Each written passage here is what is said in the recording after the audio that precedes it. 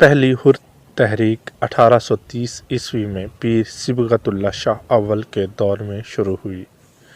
دوسری حر تحریک سن 1847 میں سید حزب اللہ شاہ تخت دھنی کے دور میں شروع ہوئی۔ حر تحریک کا تیسرا مرحلہ سن 1895 میں چلایا گیا، جبکہ چوتھے مرحلہ میں پیر سید صبغت اللہ شاہ ثانی المعروف سوریہ بادشاہ نے 1928 میں حر تحریک کی بنیاد رکھی۔ حروں نے انگریزوں کے خلاف متعدد مرتبہ علم جہاد بلند کیا اور سندھ پر انگریزوں کے قبضے کے بعد بھی کافی عرصہ تک چین سے نہ بیٹھنے دیا۔ دوسری جنگ عظیم کے دوران میں حروں نے بغاوت کی تو انگریزوں نے اسے بڑی بے دردی سے کچل دیا اور سید صبغت اللہ شاہ راشدی ثانی کو 1943 میں پھانسی دے دی گئی۔ ان کے فرزند شاہ مردان شاہ دوم کو تعلیم و تربیت کے لیے انگلینڈ بھیج دیا گیا۔ پیر صاحب قیام پاکستان کے 3 سال بعد وطن واپس آئے اور اپنے والد کی مسند پر بیٹھے۔ حروں نے 1965 اور 1971 کی پاک بھارت جنگ میں بھی داد شجاعت دی اور سندھ کے محاذ پر دشمنوں کے دانت کھٹے کر دیے۔ باب الاسلام وادی مہران کا جنگ آزادی سے لے کر تحریک پاکستان میں بڑا نمایاں کردار رہا۔ ہندو، سکھ اور پھر انگریزوں کے خلاف پیران پگاڑا اور ان کے حر مجاہدین کی ایک صدی پر محیط جہاد مسلسل کو تحریک آزادی سے جدا کرنا لاکھوں شہید حر مجاہدوں کی روحوں کو اذیت دینے کے مترادف ہے۔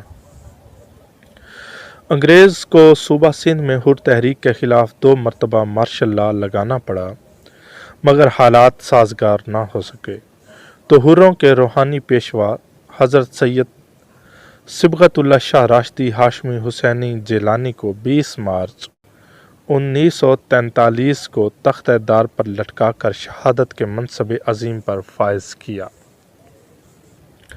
آپ کے گھروں، مدرسوں اور مسجدوں کو ہوائی حملوں سے تاراج و پامال کر دیا، مگر حضرت پیر صاحب پگارو کا مریدوں کو بخشا ہوا جذبہ انگریز کی توپوں اور جہازوں کے بارود کو نامراد کرتا رہا۔ پاکستان 1947 میں آزاد ہو گیا، مگر حر مجاہدین انگریزی قانون کے تحت مجروم و مفسد ہی بنے رہے۔ 1952 میں جب شہید زادوں نے مادر وطن میں قدم رکھا تو اپنے عظیم شہید والد کے جانباز غازیوں، سالاروں اور مجاہدوں پر لگی پابندیوں کو بھی ختم کرایا۔ اب حر جماعت عظمت وطن کی پاسبان اور دین کی نگہبان فورس میں تبدیل ہو چکی تھی۔ عددی اور عسکری برتری کے نشے میں بدمست بھارتی سنہا نے پاک سرزمین کو اپنے ناپاک قدموں تلے روندنے کا خیال خام لے کر جب لا الہ الا اللہ کے حصار میں داخل ہونے کی جسارت کی تو محمد الرسول اللہ کے جان نثار سامنے چٹان بن کر کھڑے ہو گئے۔ پنجاب کی طویل ترین سرحد کی داستانیں تو زبان زد عام ہیں، مگر وادی مہران کی شہادت گاہوں کے قصے ہم تک کم کم پہنچے۔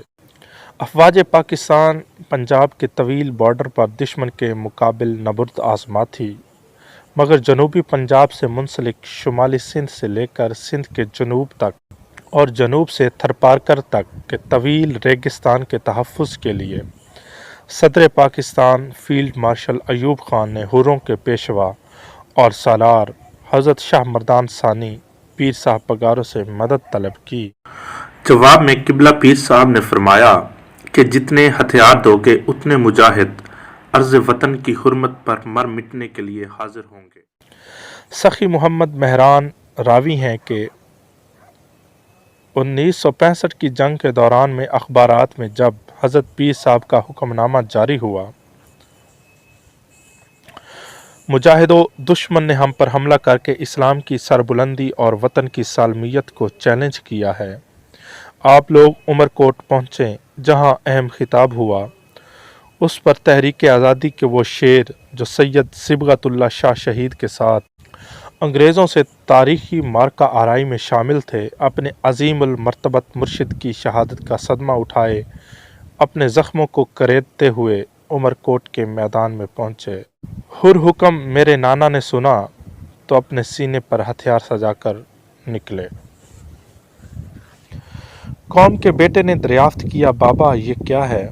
मुजाहिद ने जवाब दिया, काफिर वतन अजीज़ पर चढ़ आए हैं, हमें हुसैनी जज्बे दिखाने हैं। बेटे ने कहा, बाबा जान आप दरगाह शरीफ के अमूर संभालो, हुसैनी लश्कर में आपका सरफरोश बेटा जाएगा। बेटे का जज्बा देखकर बाप बेअख्तियार बोले, शाबाश मेरे लाल, तेरी माँ ने तुझे आज मुर्शद के हुक्म और वतन की हुर्मत पर कुर्बान होने के लिए पैदा किया था। तुझे अल्लाह की अमान और पीरों का साया। खुशा किस्मत के बेटे ने शहादत पाकर वतन की इज्जत रख ली। हुर मुजाहिदीन के घरों में झगड़े खड़े हो गए, क्योंकि हर पीरो जवां शौक़ शहादत से मसरूर महाज पर पहुंचना चाहता था। बुजुर्ग अपने बालों को स्याह करके जवानों में शामिल होने लगे। रावी का कहना है कि पूरी हुर जमात में अजब समा था।